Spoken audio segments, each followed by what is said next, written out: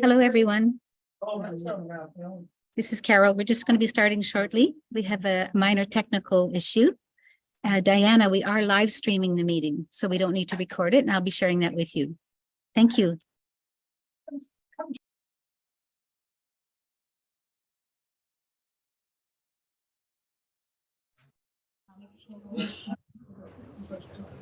Oh, we got her back.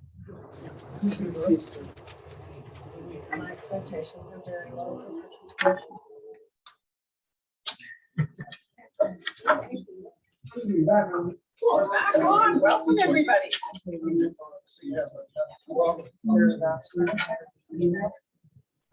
So, do you hear me? Those on the screen? Yes, I see. No, some nods and some shaking heads. Okay, I can't see the number underneath here. So I don't think. Are you shaking your head because you can hear us or not hear us? Just give a thumbs up. Thumbs up if you can hear me. Good. Okay. One is not, but thumbs up though. Linda? Linda, I apologize if you can't hear us. Oh, there's my Robert.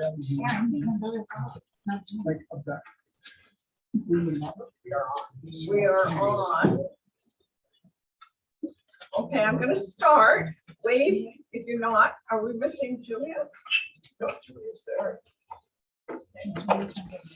I'm here, Margaret. Unfortunately, I can't get my camera to work. I'm not too sure why. Just speak up when you need to. Yeah. Okay. Okay. Good afternoon, everybody. And we have two in the background here too. Yeah. I'd like to start the meeting by giving thanks and acknowledging that the lands on which we work, learn, play are the traditional territories of the Gitxsan, Haisla, Nisga'a, Tsimshian, and Wet'suwet'en peoples. And our Julia, who's the trustee from Hazelton area, is at the Leyteni area in Fitzgeorge. So I don't think anybody else is from other places that I can see. Welcome those online and those that are here in Stewart with us. We are live streaming this meeting through our YouTube channel so that others can listen to what we're doing. And we're delighted to be here at the public meeting in Stewart. And thank you for hosting us so beautifully all afternoon and feeding us lunch and showing us some amazing classrooms and the students that are there. So very, very, very much thank you to your principal and the staff that welcome us to the school. I'm Margaret Workup. I'm your school board trustee chairperson from Terrace. And I'm going to go left. Hello, Karen Johnson. I'm the trustee from Kidnap. And I will go to my right. Wayne Jones, steward trustee. Mike. Mike Maxim, I'm a trustee for Thornhill. And on the screen, Sunny. Sunny Duncan Green, trustee for Kitimat. Also, I want to acknowledge that June is National Indigenous History Month and that it is also Pride Month as well too. Just want to acknowledge that because it's June right now. Thank you, Sunny. Ed. Ed Harrison, trustee for Terrace. And Julia. Namaste, everyone. It's Julia Sandell, the Hazelton trustee, calling in from the Claytley Tene territory today. Thank you. Thank you. So as Sunny noted for us and stuff, June is Indigenous Month, and there's lots of cultural and celebrations that are occurring throughout where we serve our students. And let's us continue to listen and learn from the stories and histories as we collectively embrace reconciliation. June is also Pride Month. Our school district is bringing awareness to the LGBTQ++ community. We celebrate the diversity with gender identity, gender expression, and sexual orientation as we strive to create safe, inclusive, and welcoming spaces for all learners. And I did hear by a trustee that two trustees that attended. The celebration in Kitimat was very well done, and you spoke awesomely, Sunny, about students and learning in schools. So thank you for doing that. It's year end, as all of the educators in the room know, and the last day of school is June 28th, and we look forward to congratulating our 2023 graduating class of students. I appreciate the pictures on the wall as we came into the school of the grads for Stewart. And we wish all of these students a well-deserved and enjoyable summer holidays and best of success as they move on from our school district to other challenges for themselves or life adventures. So please join me in you're going to do which presentation first? Okay, so no, but is Terry going to do the presentation first or Diana? No, Terry's going to present. Okay. Come on street. Okay, so Terry Scott from the Bear Valley School, you're going to share two presentations, I understand. One on kid histories and the other on salmon, our keystone species. And then it'll be afterwards, it'll be Diana. Okay, so I'm coming to you from Stewart, down the hall. I'll have to zoom in. It's just the way it's going to work, and hopefully it does work. The first video that I'm going to show you, these are created by the students, not by their teachers at all. We had the kids create their own voice, their own way of telling us the story of what they have learned this year. And the first video is about salmon and what the kids have learned about how salmon are key to our particular environment here in Stewart. So hopefully this will work. I'm going to try sharing my screen. I assume that's what I'm supposed to do.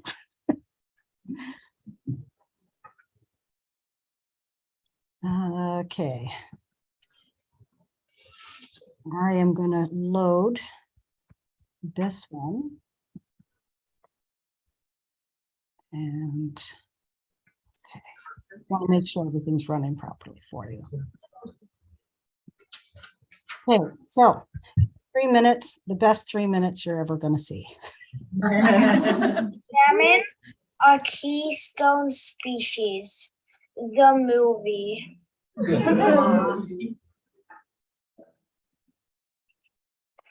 Salmon is a keystone species. The animals that eat the salmon in Stewart, on land and in the ocean are wolves, bears, otters, bigger fish, and happens when the salmon die. The salmon or a bigger animal. Oh my gosh, that's so cute. Humans are the biggest consumers of salmon. Animals like bears, eagles, cats, and wolves eat the salmon. Then those animals poop in the forest. The poop is also called scat. Poop helps salmon when it fertilizes the trees. It makes the forest grow bigger. The poop's job is to break down the salmon for nutrients. Some decomposers are fungi, snails, and insects. You can find some in forests, long grass, and near water. When the salmon is broken down, the nutrients go to plants that can help animals live. The salmon dies and floats down the stream. The roots suck up all of the nutrients from the salmon's bodies. The trees grow better and shades the river. Bugs will lay their eggs in the bodies of the dead salmon, and the salmon babies will eat those bugs in the spring. The salmon gives nutrients to the trees, and the trees grow better. The trees shade the water to keep it cool. Thus, trees roots grow into the stream and hold the dirt back and keep the water clean.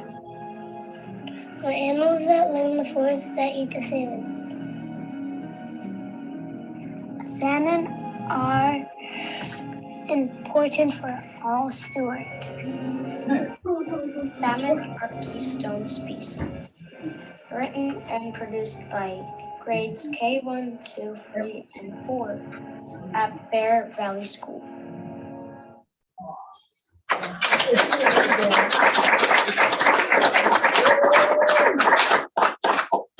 That was kindergarten to grade 4. That's amazing. They did so much work and they learned so much. We have another video from a grouping. It's kindergarten and grade 1 telling history from Stewart. And they worked with the 10, 11, 12s to bring that story to life. So the children tell the story, the older kids act it out for them. So I will attempt to show you that one. And we have a third one that you might want to see that's particularly spectacular. All right, so I'm going to try sharing my screen again. Hopefully it's successful. Okay. I want to show you, let's see, this one.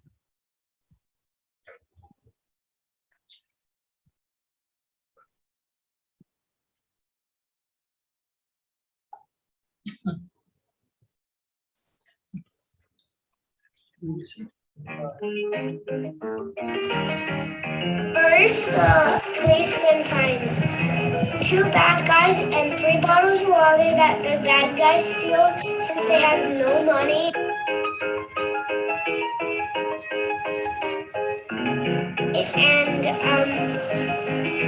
And then he puts them in jail. And he goes to the restaurant and buys some coffee. And the guy with the tool belt and long hair and a long beard comes in and orders pancakes and coffee. The pancakes took a while, and then they finally come. And they were from the icebox, and he hammered them down.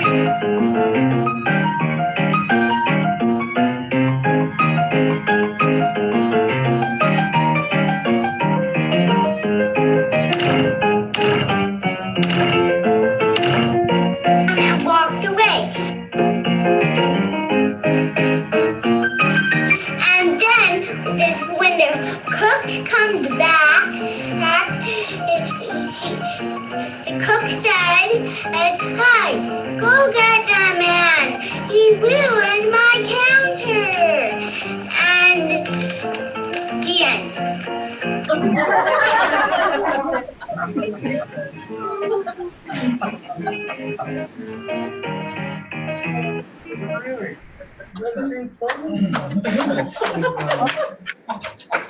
Okay.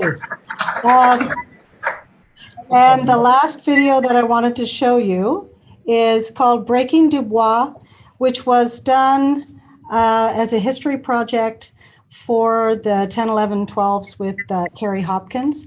And what they did was they looked at the Courrier du Bois and how they are similar to today's drug dealers, essentially.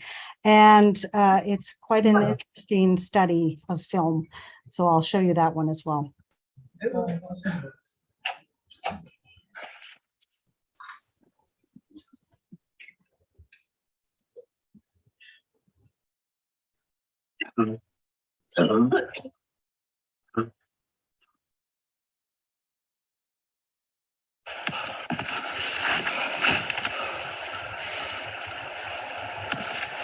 My name is Walter Whaler. I live in New France as a Courrier de Bois. Schuyler, Jr. There will be some things you will learn about me in the next months. Just know I did it all for you.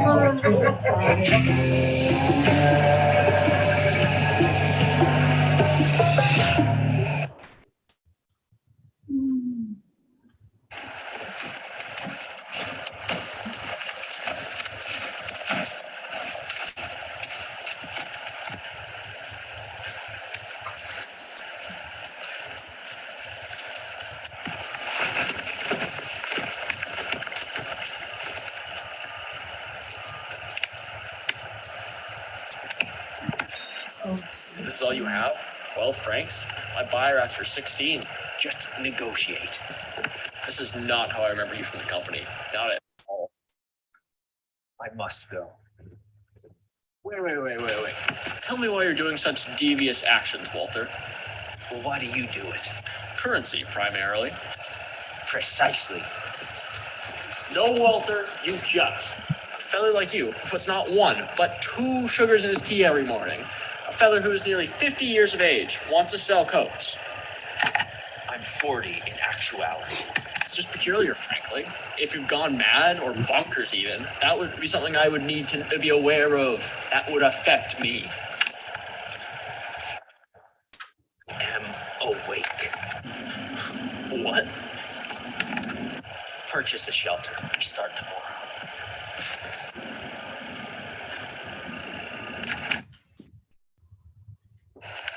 This is quite something, isn't it? The furs here, 5 to 6 centimeters long. This is impeccable. My God be damned. And this is art. You're an artist, Mr. Whaler. Well, in actuality, it's just intelligible trapping. But merci, Jesse. I'm glad you find it adequate. Adequate? You're like the monarch's own tailor. Every self-respecting habitant from here to Port Royal will want to purchase our wares. Oh my, I must indulge. No, Jesse, we only market. We do not brandish our own wares. For what purpose, Mr. Whaler? Nobody would be aware it was warm. So what exactly do you propose we do next? We'll check the traps at sunrise. Meanwhile, we'll go converse with my acquaintance, the intendant.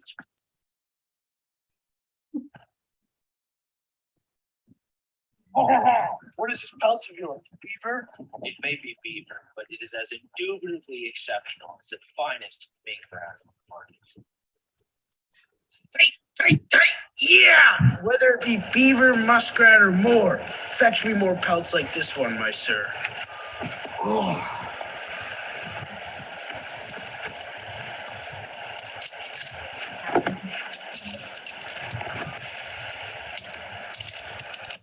We're gonna make a lot of francs together. Just remember who you're vending with. I beg your pardon.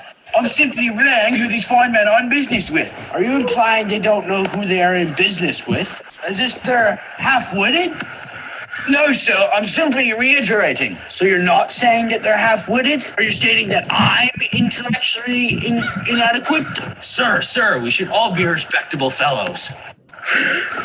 Moby's implying I should simply calm my nerves in this instance. My nerves are calm, I say.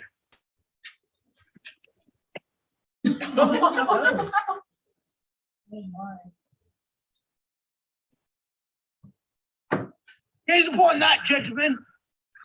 All right, I'll see you next fortnight.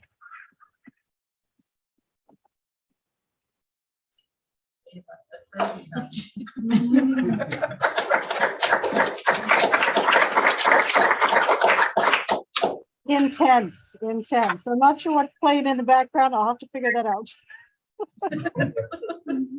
Oh, I don't know. Okay. Oh, thank you very much. Wow. All right. Yes. Like I say, I got to figure out what I got to shut down. Yes. Yeah. All right. Thank you for watching. We had a lot of fun with that. Yeah, thank you. Awesome. Thank you. So we'll get you off the screen and others. And before I call the meeting to order, I apologize to our superintendent and all his staff. I didn't ask you to introduce yourselves. That's okay. We're all here. We're all going to get a chance to share this evening. But hi, everyone. So Aaron Callahan, Superintendent of Coast Mountain School District, and lots of our a little bit of staff in the room here. We'll maybe go look to our room staff first, and then we'll start right here at the table. Let you introduce yourselves. Oh, Ginger Fuller, Secretary Treasurer. Amasa Carol Gagnon, Executive Assistant. Also, certainly, just want to acknowledge lots of our valued staff members from Bear Valley School in attendance here this evening, as well as others from beyond the district have come to Stewart this evening, including our principal, Jocelyn Drew, and thank you, Jocelyn, for hosting us this evening. I'm just going to throw it out to each of the directors that are online and participating this evening, and just to give a little shout out, and we'll start with facilities. Good evening, everybody. I'm Rob Shibley, and I'm the Director of Facilities Services for the school district. Thanks for joining, Rob. And I see Human Resources represented. Good afternoon, everyone. My name is Kiran Bath. I'm Director of HR. Nice to see you all. Thanks, Karen. So I see a few members on the screen. I may not see them all, but a few members of our education team. I'll just let them unmute themselves and introduce themselves. Amasa, it's Julia Nikaz, Director of Learner Support here today. Amasa, or I'm a Hupel, Gatanis Newsom, Millennium Highlight DYU, Robert Clifton, Director of Instruction for Indigenous Education.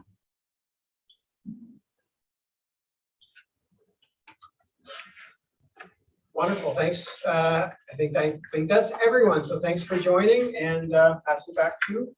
Okay. So prior to just declaring that we have a quorum, I want to welcome everybody to the meeting and make a special welcome to our Mayor of Stewart and a former trustee and thank you. Great to see you. We have a quorum, and now I need a motion to approve the agenda.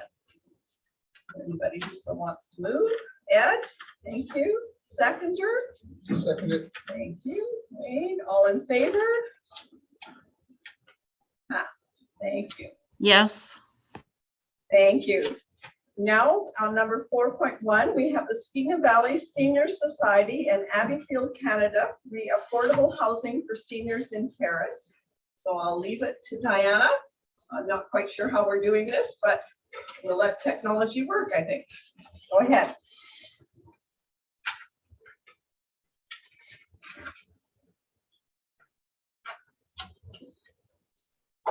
Carol, are you operating this, or am I? I'm operating it for you, and you can let me know when you want me to turn the page or move the slide. Okay, well, thank you so much for allowing Skeena Valley seniors to come and make a presentation to the school district. We're so excited to be able to begin some dialogue with you. We hope that this will be an opportunity for us to work with you in many respects in the future. So we are an organization that has come together because we are responding to local voices. Our motto is to collaborate with the community to support and enhance the seniors and elders' lives. So we held a brainstorming session with regard to seniors to find out what our needs were in the community. Now, I know the school district is all about our young people. All our young people obviously have seniors in their lives for one reason or another, as a grandparent, a parent, or whatever it is. But regardless, we rub shoulders with one another on a regular basis. The seniors in the Terrace area represent, over 60s, represent 3,763 people. They are basically 1 in 4.5 individuals. So for every one of those people in the community that are hopping about, 21% of that community is a senior. Carol, thank you, Carol. So we held a brainstorming session in Thornhill, listening to our seniors and what their concerns were in our community. At that brainstorming session, which was an open-ended event that had 9 different agencies involved and was just an opportunity to have dialogue with the community, we did a needs assessment, and that needs assessment identified various areas of concern. You notice education is not on there. That's not a problem. You're taking care of that just fine. But the seniors identified problems with social connections, with financial constraints or challenges, transportation needs, medical gaps in their lives, and shelter. And shelter took the biggest part of their concerns at 30%. So over the fall and winter, we continued to do a little bit more digging around to find out what was actually happening in our community and whether indeed that needs assessment was a good snapshot of where we were going with our community. So we did a separate survey that was an anonymous survey. It was done in several different venues around town. We gave seniors the option to choose many different ways of doing it. They were either assisted or independently doing the survey. So we could, if they had a problem with literacy, we were able to help them and assist them when they did it, but otherwise they did it independently. It was closed-ended with a yes, no answers basically, and an option at the bottom to have an open-ended comment.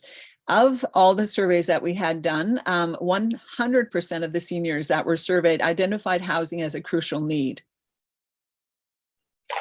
So as we continue to work towards trying to identify how best we could help our community of seniors, we began to raise those issues to the community. We made presentations to BC Transit about Handy Dart and many other transportation needs. We made presentations to the City of Terrace on both transport and housing needs. We made presentations to the Regional District of Kitimat-Stikine on transportation and housing needs as well. We met with the MLA, Ellis Ross, and with MP Taylor Bacharach with regard to transportation and housing needs. And we met for several occasions with members of Northern Health and with the hospital board as well on medical and long-term care needs and all the associated stuff that's attached to that. There was an awful lot of things around that. We made presentations to our provincial seniors advocate, Isabel McKenzie, and we've made presentations to the Old Age Pensioners Association of British Columbia and to the Canadian Federation of Pensioners as well, federally, all around the issues that our community is challenged by. So we started doing looking around to see what was available with regard to housing, because housing continued to rise forward in the needs for our seniors. So we looked all over the place in the region and did an extensive inventory stock count. And we determined that there was a shortage of affordable land. That was evident very quickly. We discovered that there were vacant buildings in existence, which is what I'm getting to with you tonight, that many of them were not designated necessarily for housing, but that they were actually out there. We also discovered that political will does not support designated seniors housing. It supports many different combinations of housing. It's like the flavor of the day. We have to include everybody in everything we do. And unfortunately, that doesn't work particularly well for seniors housing. So as we progressed forward, we discovered that there is a desire politically for mixed housing. And we wondered if there was some type of a way that we could blend that so that it would be something that might work well for our seniors. And in the process of doing so, we discovered Abbey Field. So that's why Abbey Field is here tonight. They're going to talk a little bit more to you about some of what we discovered. So we ended up having some conversation around that. Then we discovered there was a need for daycare. And we started wondering whether we could request a shared space in a seniors housing complex or a daycare space or a combination of those two together. When we looked at vacant buildings that could be successfully repurposed, we wondered if it might be worthwhile considering blending housing and daycare in a repurposed vacant building. Ta-da! So for those of you that, I know that all of our trustees are familiar with the different schools in the region. You go to each of the different communities on a regular basis. I don't know how many of you have had the privilege of going to Kitikishan School. It sits on the south side of Terrace. I was actually DPAC president of that school for many years. And it's a wonderful school. It has a new addition actually built on the one side to it, but it's been closed, I believe, for more than 15 years.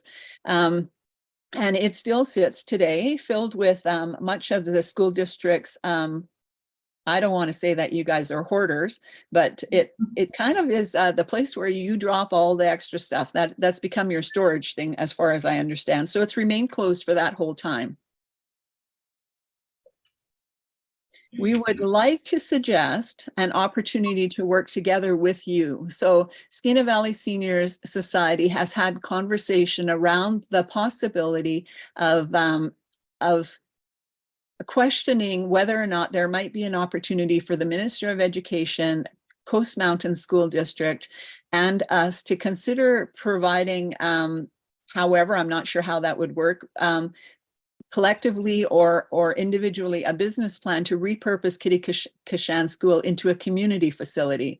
We think that in conversation that we've had with our MLA and MP, that there's been pressure on the school district through the Minister of Education and the Minister of Social Housing and Daycare to augment your before and after childcare. And we wonder if there might be an opportunity to create a pilot project that might meld the community and aging into a complementary shared structure that might be able to meet the missing element of the before and after daycare, which is now becoming a component of Minister of Education, by creating something that might use a portion of that school for the purpose of daycare for those people who are not in before and after. In other words, those kids that are going to your schools can be dropped off in the morning at before and after daycare because they're attending your schools. But what happens with their siblings that are at home and their parents are trying to go to work? So that's the missing element in the equation. And that's the element that we would like to suggest that we might be able to work together to expand, to fill in that gap that is there for those families who have partially, part of their families are in school and part of their families still remain at home because they're too young to be in the school framework. So we would like to suggest that we create a pilot project that would do that and a business plan to be able to work towards that direction.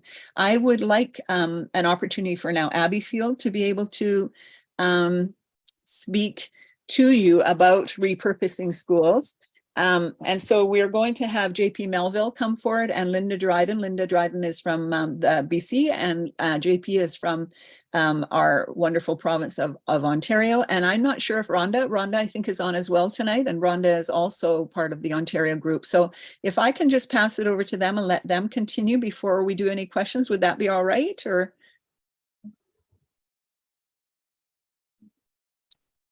Are they on? I just moved. They're Oh. there.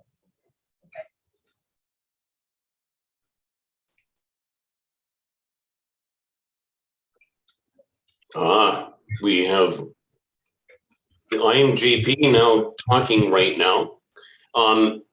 I have in fact updated a presentation that is more specific. Is it possible for me to share a screen? Yes, absolutely. Okay. All righty, excellent. We'll just go there and everybody can see this screen, I'm thinking. There's a map of Terrace. Is that good? Everybody can see that? Yeah, we're good. All right. Just want to let you know that I'm with you all in heart and soul. My nephew from Revelstoke is currently here, just across the river, actually in Quebec. And my parents actually lived in Bella Coola for a period of time.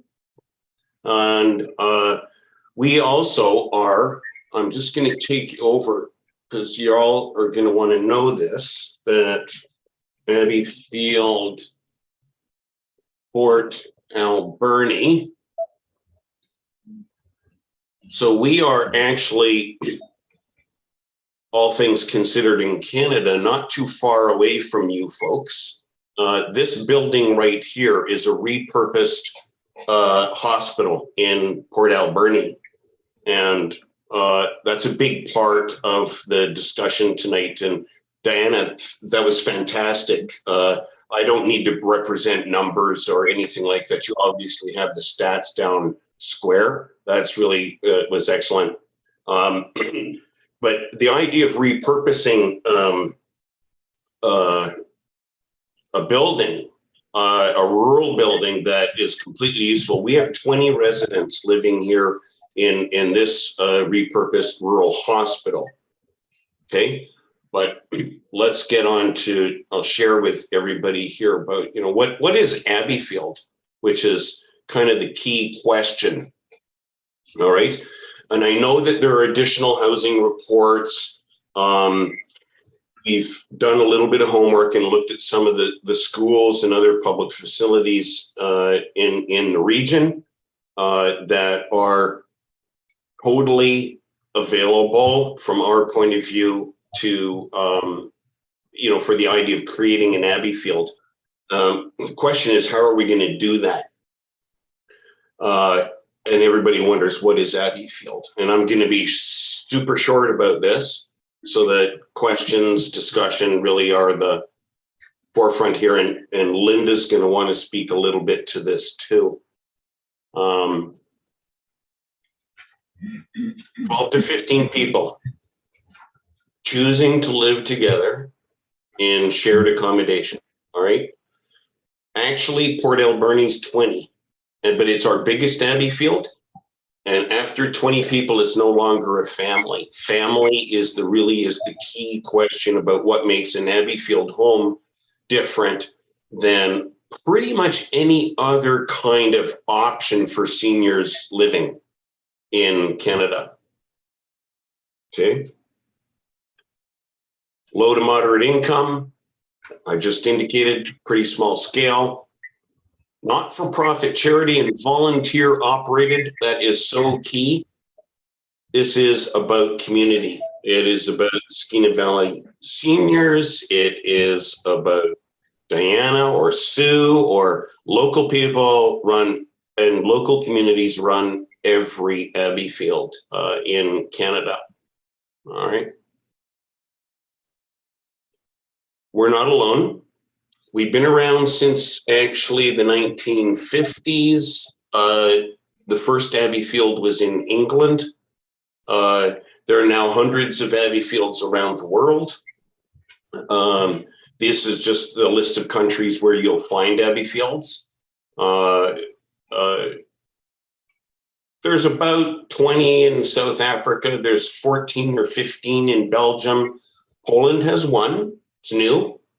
Australia, 20 houses. Canada, we have 20 houses in Canada. New Zealand has 14 with, I think, 3 or 4 on the way, new ones.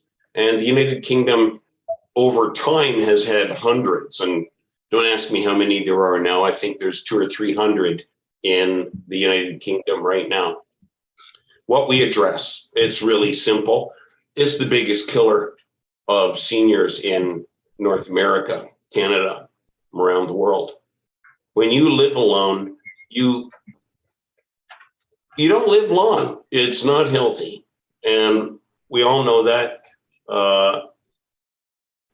We also address the number 2 thing. If you don't have a lot of money, where do you live when you run out of the sort of the financial plan? The aging demographic, we're all living longer than we ever managed or planned for, or what we could have expected. Our pension system is not designed for it. Our housing system is not designed for it. We are in an unprecedented period of history. And you know what? That's a lot of fun. We got creative ideas and creative people like Diana coming up with ideas, ways that we can address the situation that we're in. Seniors aging in place. We help create new housing supply. We are addressing homelessness for seniors. I work in a community hub facility, and every day right outside my door, literally in the community hall, we have 20 to 30 homeless street people or persons in rooming houses who are about 60 to 70% of the people that have this participate in this day program are seniors. Okay, homelessness is right on the edge of pretty much everything. During the pandemic, we had no COVID deaths. Why? Everybody was living in their natural home, in their bubble. They were living with their friends, people they chose to live with, and they're living in their community, and they were already in their bubble. They were not alone throughout the entire pandemic. We're pretty flexible because we're small, we're community-based, we're creative. We can, you know, what's your building? What's your building lot? What's your opportunity? I'm going to show you a few pictures, what this might look like. This shows you that we're across Canada. That's okay. We have what 4 houses in Ontario with 5 provisional houses active. And we have shovel in the ground this fall with 1 new house, but we're pretty busy in Ontario. Prairies, 3 houses in British Columbia, 11 or so. British Columbia, that's where we are. All right.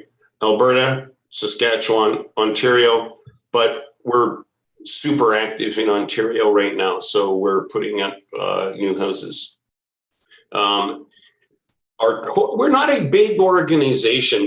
There's nothing big about Abbeyfield. Our total asset value is, you know, about what you see on the screen here.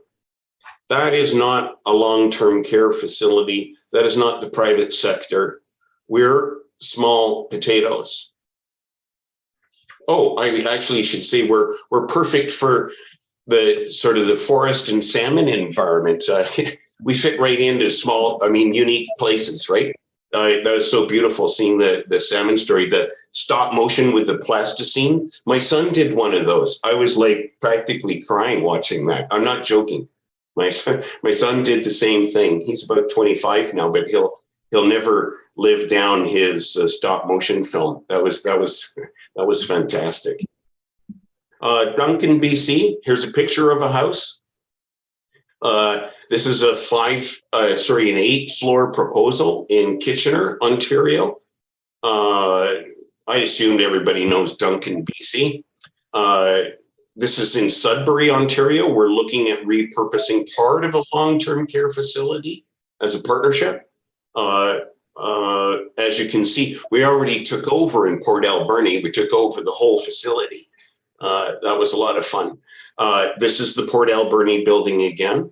All right, just to say that repurposing of buildings like these is completely possible, Diana. We're on your side.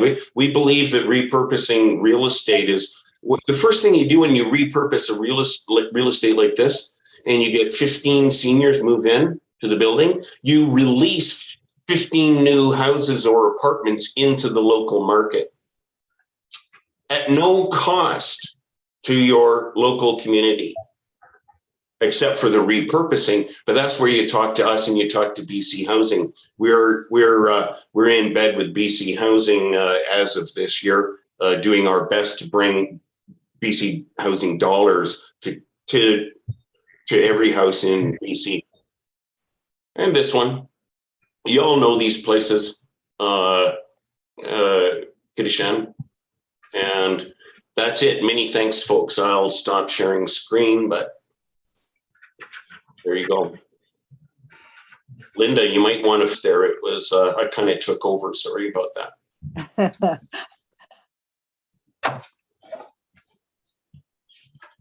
Hi. Yes, could I ask, could someone please tell me how much time I have? Yeah, unfortunately, we're at the end of time. We're already over time. So whatever you say has to be just a couple of minutes and we've got to keep moving on. That's why I asked. I understood that we were on a time limited frame and I didn't want to go on too long. But I would like to talk a bit about British Columbia and to talk about other repurposed houses here in British Columbia. We have 12 in BC. And we have the hospital, which JP referenced. We have 2 heritage houses that have been repurposed very successfully here in British Columbia. One house repurposed, another house repurposed. We have different configurations. We have 2 Abbeyfields that rent from the municipality. They rent the house, they rent the property. We have many purpose-built Abbeyfields. And here in Sydney, where I am chair of the board, very much on the ground, We have 9 residents, and we own our property and we own our house.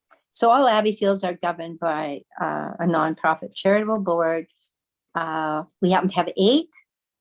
We all have a staff. We have cook who and a house coordinator, usually wearing one hat, relief staff, and we have other contract staff. What I really love about Abbey Field and what I'd like to leave you with, because I know I'm already on overtime, is the following litany, because I love it and I like to use it. And is, what does Abbey Field, how does it feel? It provides companionship when the residents want it, privacy when they need it, the security of community, and the affordability of nonprofit housing. And it's joyously flexible. It fits most places. The model's been around forever. It's tried and true. The house I chair is now 36 years old. It's always full, and we have a wait list. It's tried and true. It allays that insidious loneliness factor, and people thrive there. It's a wonderful model, and I'm going to stop because I don't want your memory to be that we went on for 45 minutes and you just have a headache. So thank you very much. Well, I want to thank you all for informing of this, about this, and we'll move on to our agenda because it's very full tonight too. So thank you. Thank you for having us. I'd like to move on to 5.1 and the approval of the minutes of our prior meeting. If I could have a motion for the minutes of May 24th, 2023. Mike, seconder.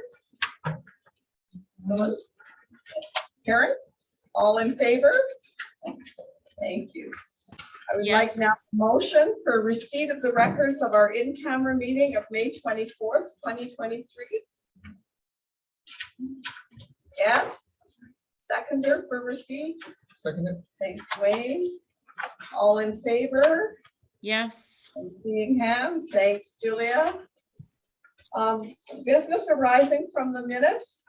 This came up earlier, and so we would like to table this motion until September. So a motion to table, please. So moved by Karen, second. Thanks, Wayne. All in favor? Yes. Thank you. There was no correspondence received, but we will move on. So we will move on to the Superintendent of Schools monthly report. That's me. Okay.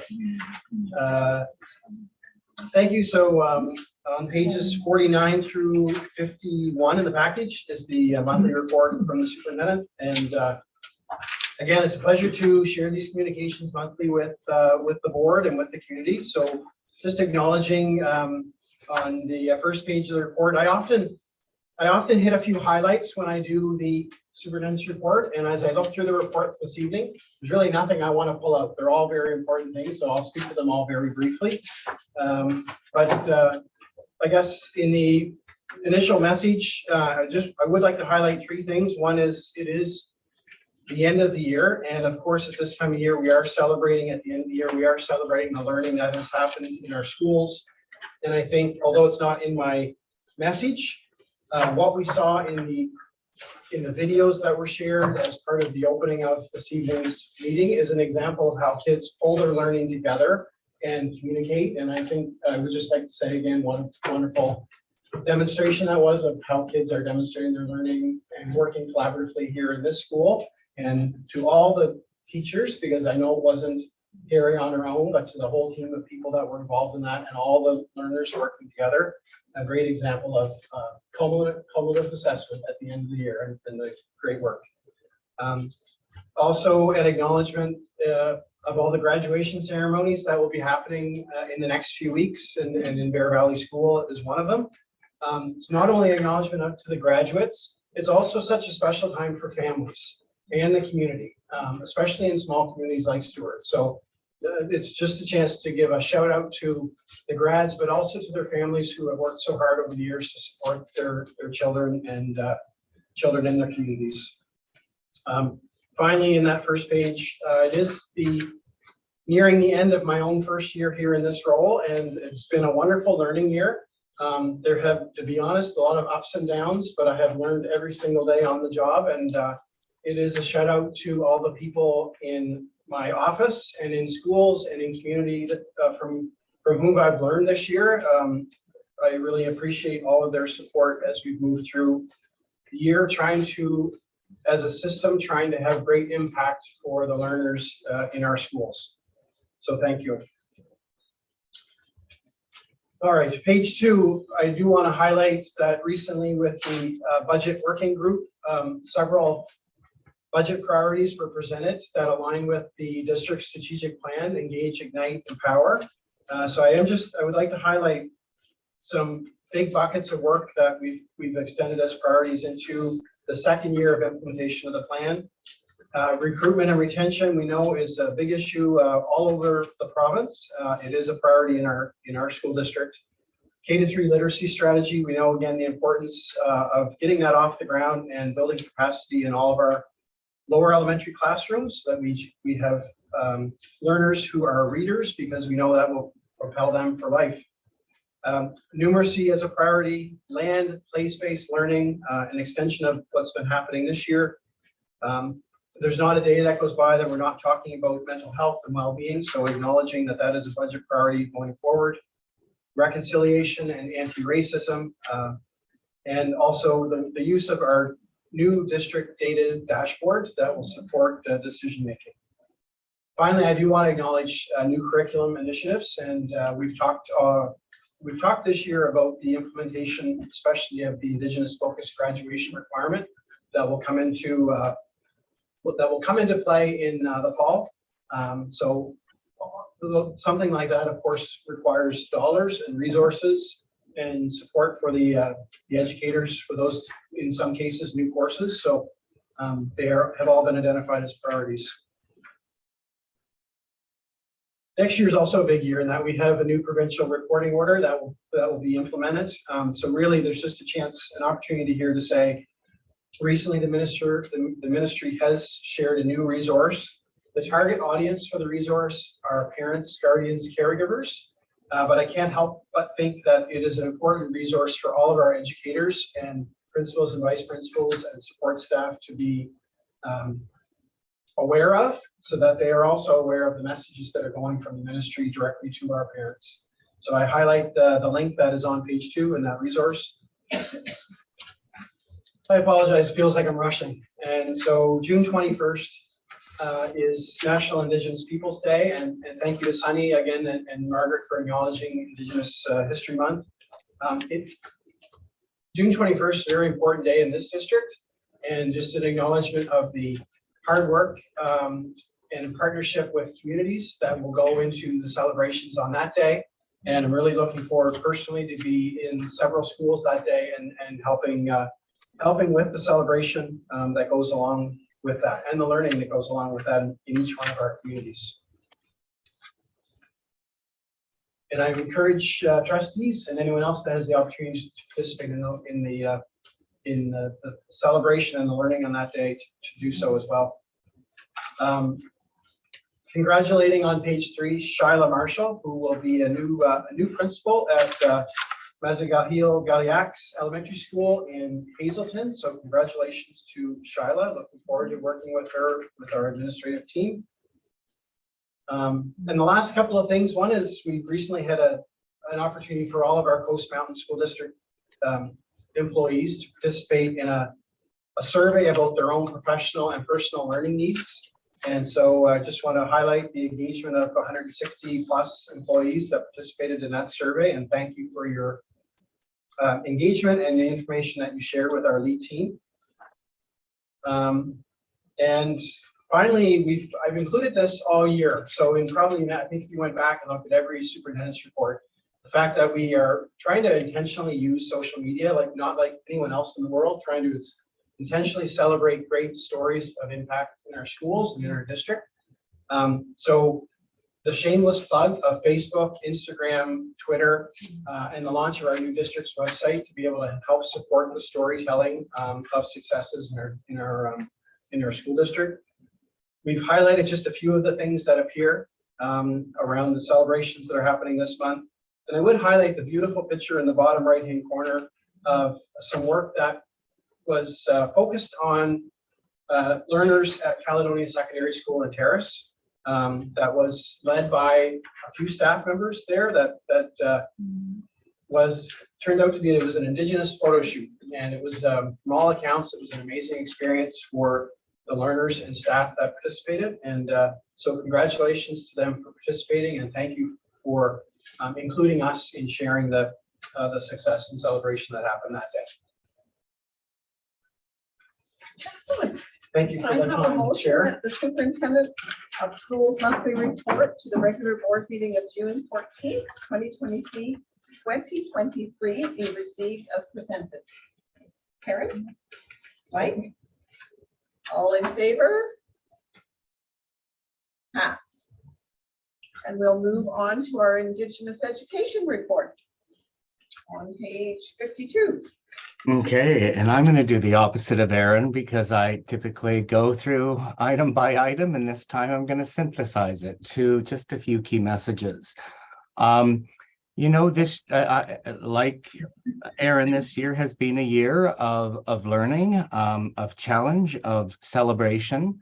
And there certainly are areas that we need to continue to shine a light on when it comes to being a district that is growing to be responsive to the needs of Indigenous learners.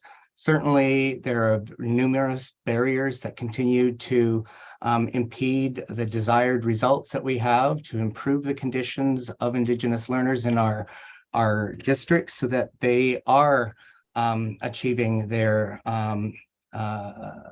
life of success and growing into who they were meant to be.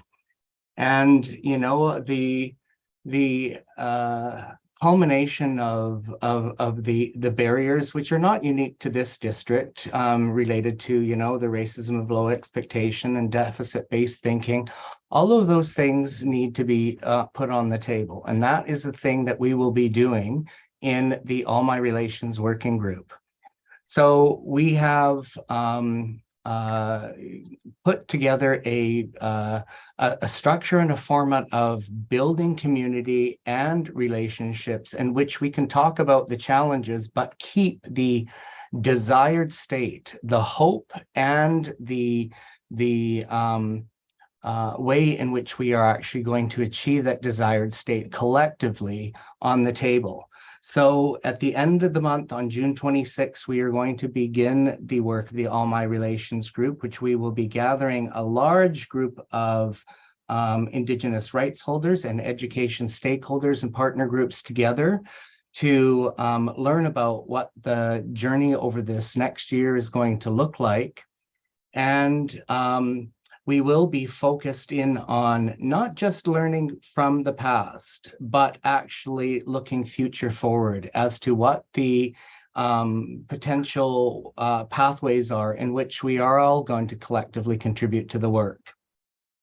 Followed by that day, it is a chance to celebrate. And there is a lot to celebrate despite the barriers and the challenges that we continue to see.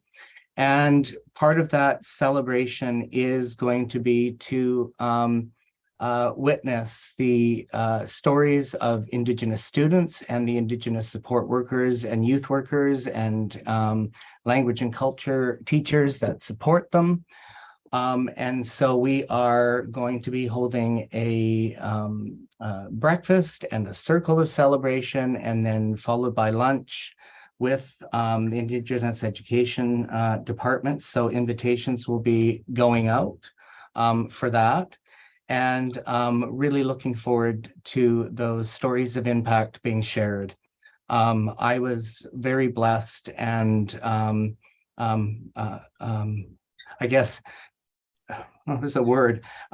Not expecting a celebration to be held for me on Monday. I was called out of my office by the sound of drums and voices of children, of workers gathering on the front lawn of the school district office to hold me up and honor me with gifts and gifts of song. the gift of the gratefulness for the work that I've done. And I really, at the time of year when we're all running out of gas and running on fumes, that was something that really lifted my spirit. And in turn, I want to celebrate them and all the hard work they've done. So I'm looking forward to that celebration on the 27th.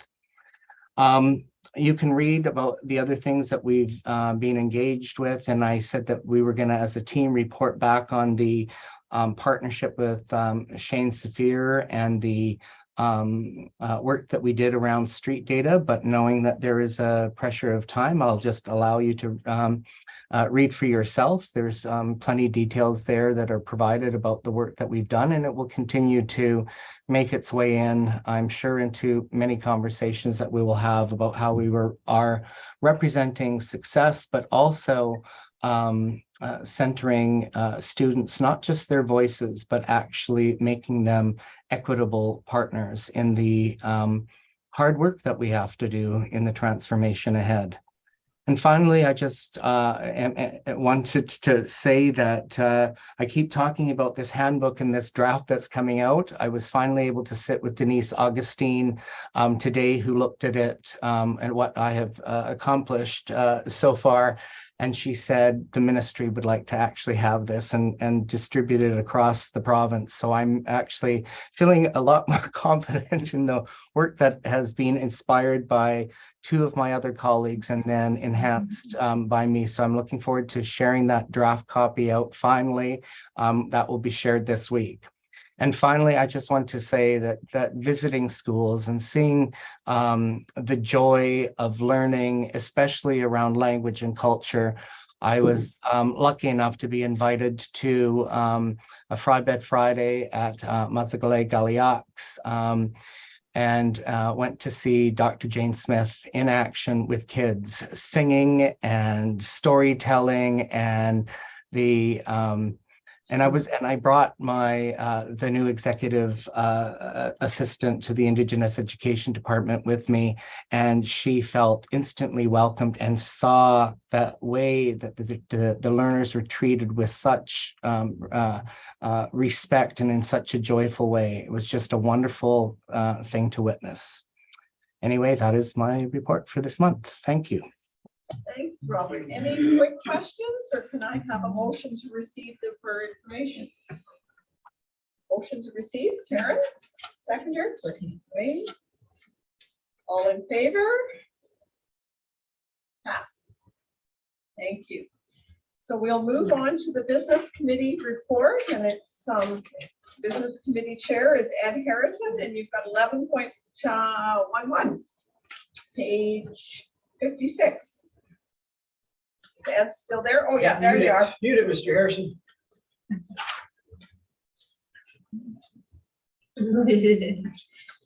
Sorry. I would move that the minutes of the business committee meeting held on June the 7th, 2023 be received for information. Seconder, please. Wayne? Thank All you. in favor? Pass. Thank you. Okay, then we proceed to page 59, the 2024-2025 five-year capital plan intake, and this is the call for projects. The annual five-year capital plan submissions from boards of education are used by the Ministry of Education and Childcare to determine which priority capital projects may be included in the ministry's capital plan for the following fiscal year.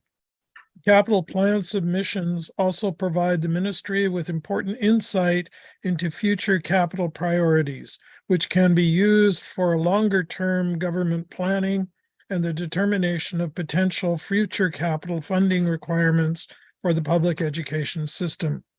The Ministry of Education and Childcare has issued a call for projects for the submission of the 2024-25 five-year capital plan.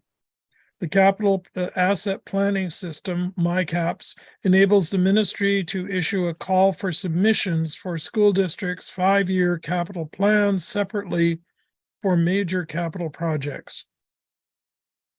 Minor capital projects and building envelope projects with different submission deadlines are also provided. The submission deadlines for the 2024-2025 are major capital programs, June 30th, 2023, minor capital programs, September 30th, 2023, and the building envelope program, June 30th, 2023. The staggered deadlines are intended to provide the ministry with input required to initiate planning for the next budget cycle, while enabling school districts additional time and flexibility to plan over the summer. School districts may provide all submissions by the June 30th, 2023 deadline. Attached is a summary of the school district's 2024-25 5-year capital plan intake. Call for projects requiring the board's approval prior to submission to the ministry. The business committee reviewed the summary at its June 7th, 2023 meeting and forwards to the board for approval. The motion is that the board approve the 2024-25 5-year capital plan, major and minor capital projects submission to the Ministry of Education Capital Management Branch. Seconder for the motion. Karen, any questions? All in favor of the plan? Yes. Okay, pass. Thank you. And you're on to the budget. Yeah, the draft preliminary budget 2023-24 on page 61 is the annual budget bylaw. Reference for the attached draft preliminary 2023-24 annual budget bylaw, noting the final version from the Ministry of Education and Childcare was not available for inclusion in the agenda packages. The 2023-24 annual budget bylaw final version will be provided to the board in a meeting handout. It was just pointed out to me you're not reading the right one. Oh, it's the only one I got. Carol, help us. Can we have Ginger do it? Because there's a change. We did get the stuff back from the ministry. Yeah, I was just going to say, I was just going to correct that it did come back. Is there anything else that's changed? I'm looking to Ginger. So yeah, we have to include the version number. Are you okay, Ed, if I read this? Yeah, go ahead. Okay. So the background discussion, reference the attached to 2023-2024 annual bylaw and budget version 973189857002. As directed by the board, the Budget Working Committee has fulfilled its mandate and has provided a broad opportunity for input into the decision-making regarding the 2023-2024 preliminary annual budget. The Business Committee reviewed the draft preliminary annual budget at its June 7th, 2023 meeting and brings forward to the board for the board's consideration and adoption. Approval is required by the board to utilize a portion of restricted local capital reserves in the amount of $185,000 to provide interim financing over a 5-year term to the Facility Service Departments towards the purchase of a new sanding truck. The current sanding truck requires considerable maintenance and repair and is no longer roadworthy. It is recommended that a new sanding truck be purchased.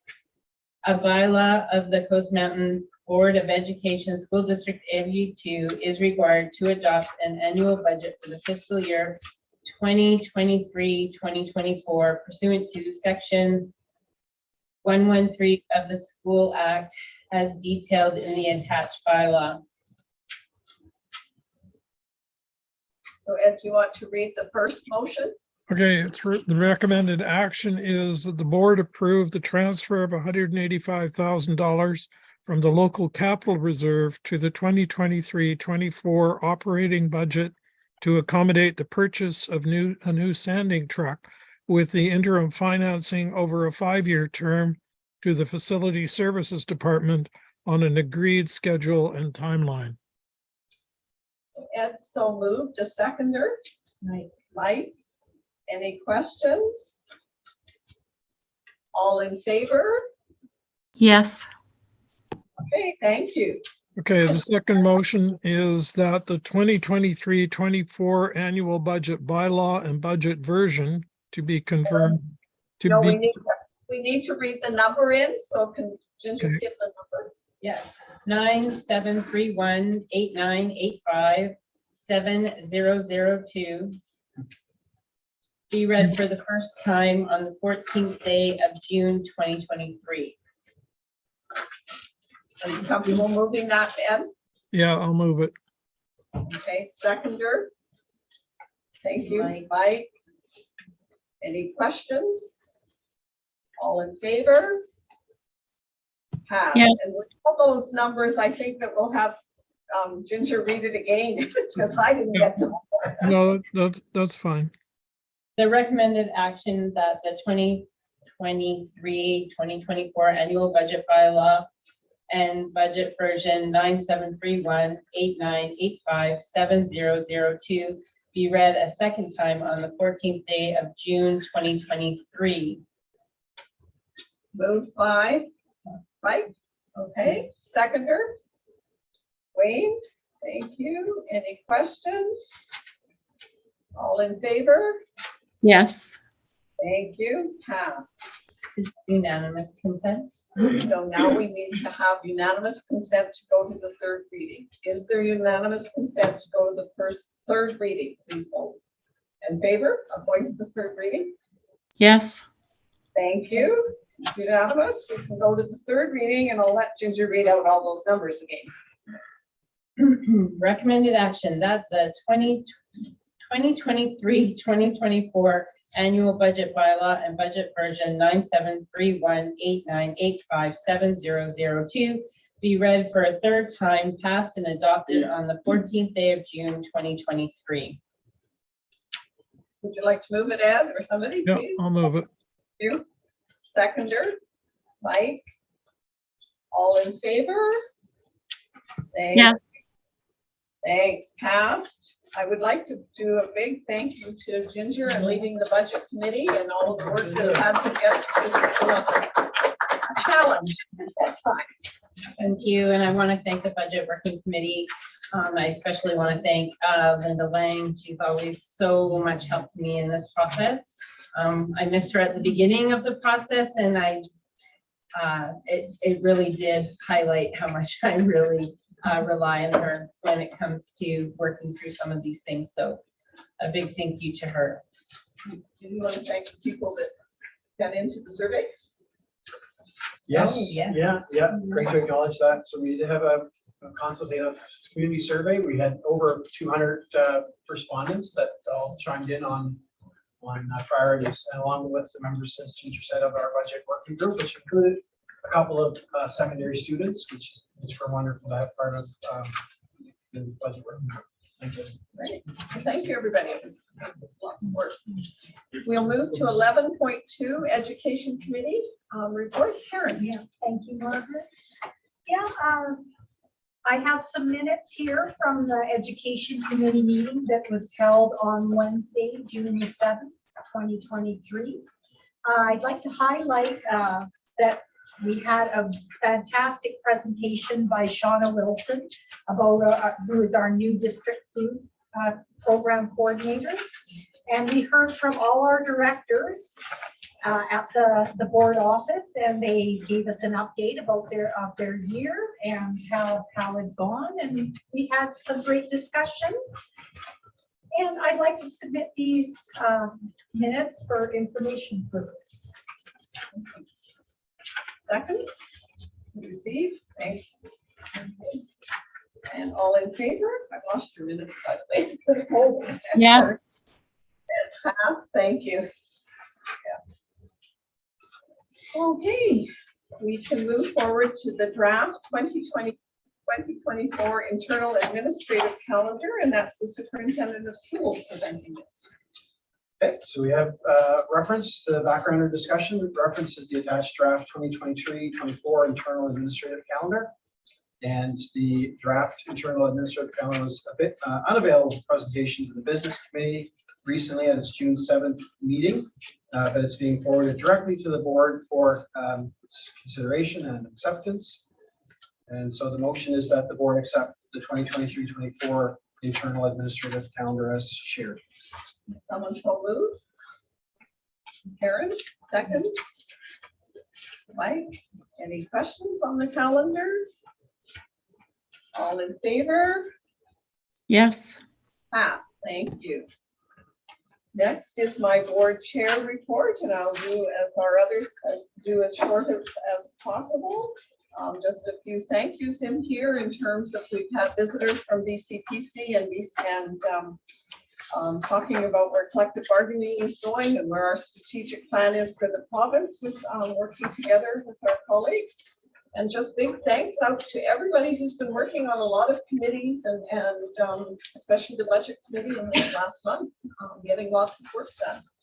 So if I can have a motion to receive for information, my board chair for 2023. Looking towards Karen's nodding, seconder, Mike, all in favor?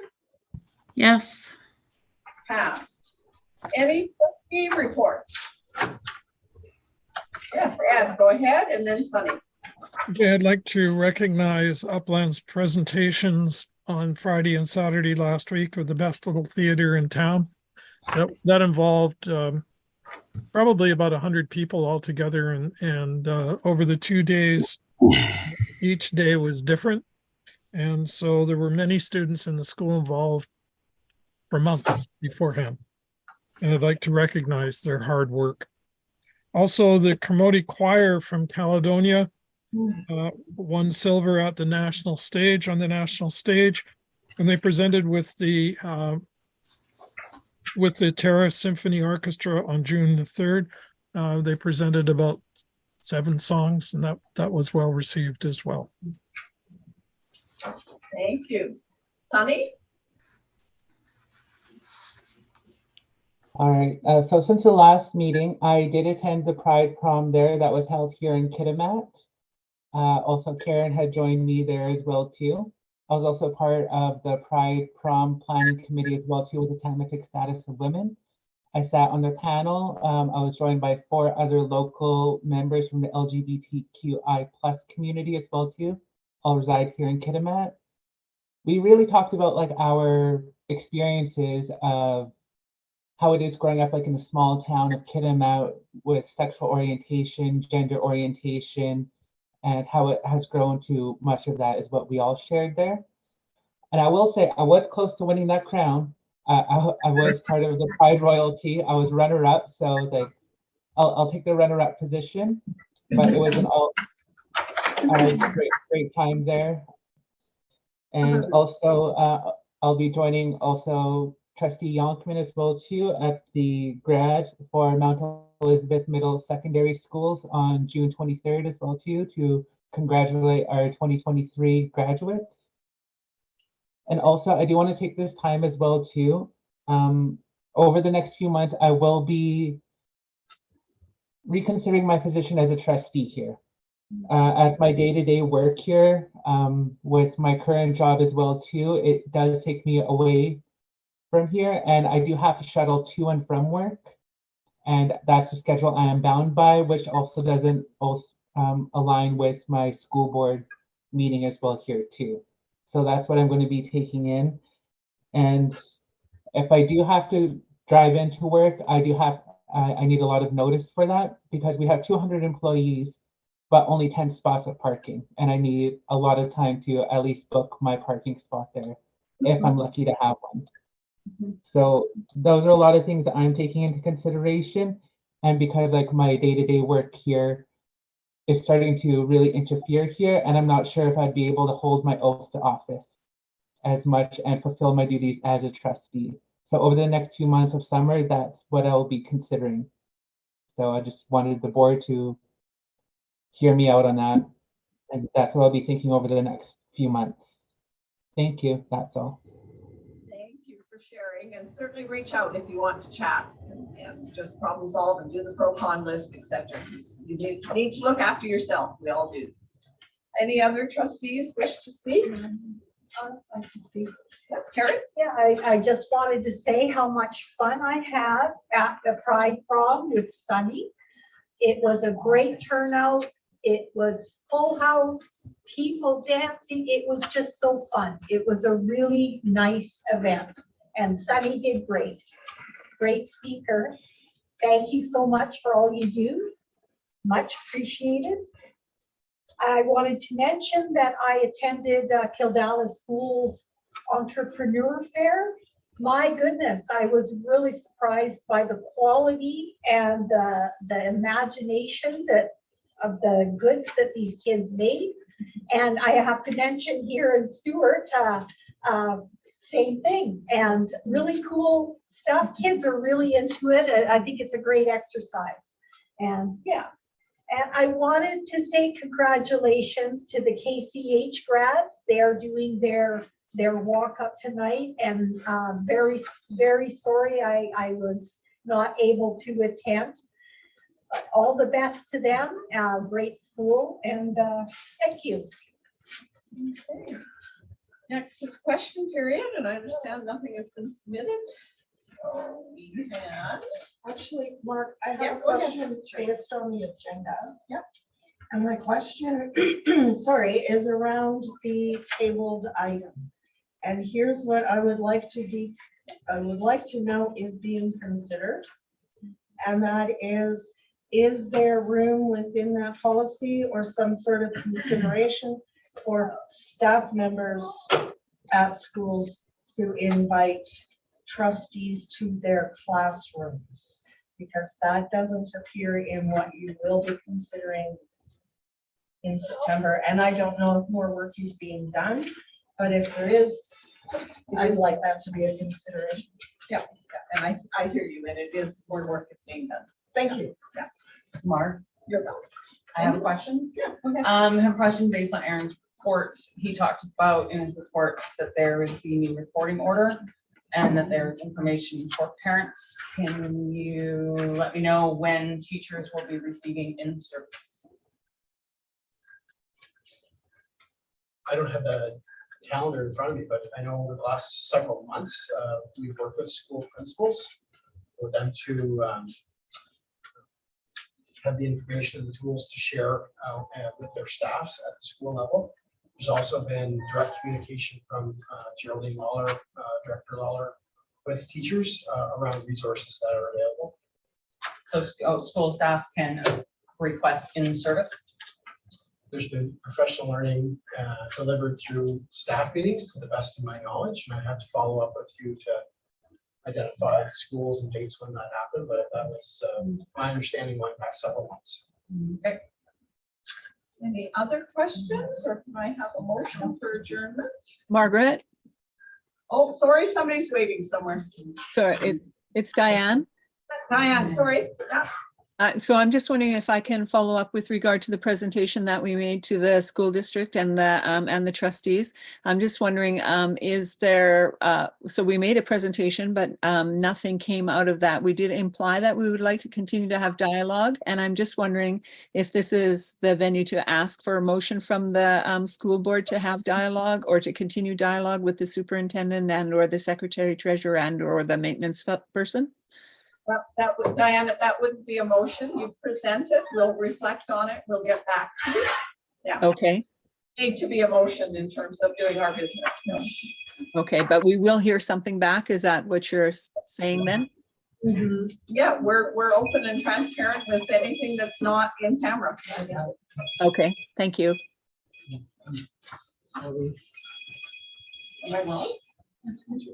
So Margaret, can I just follow up one step further? I understand that the Kittagh-Cushan School, there is some in-camera dialogue going on. So I'm just not sure at what position we are, what our next step would be. Can I get some guidance? Yeah, I can't answer that for you. Yeah. Okay, and Rob can't, no one else there can? Yeah, well, we can, it is in camera, that's all. I can't say anything else, whether we're talking about it or not talking about it. Yeah. Okay. It's an in-camera item, so I can't tell you anything. Yeah. But we will be in touch, I'm sure, when we can be transparent and open. Yeah. Okay, thank you. Any other questions? Motion to adjourn, please, except for we all have to go and finish our in-camera meeting down the hall. Oh, we're staying here, sorry. Everybody else, Here please, we go. please. Thank Have a good night. Thank you. Good night. Thank you.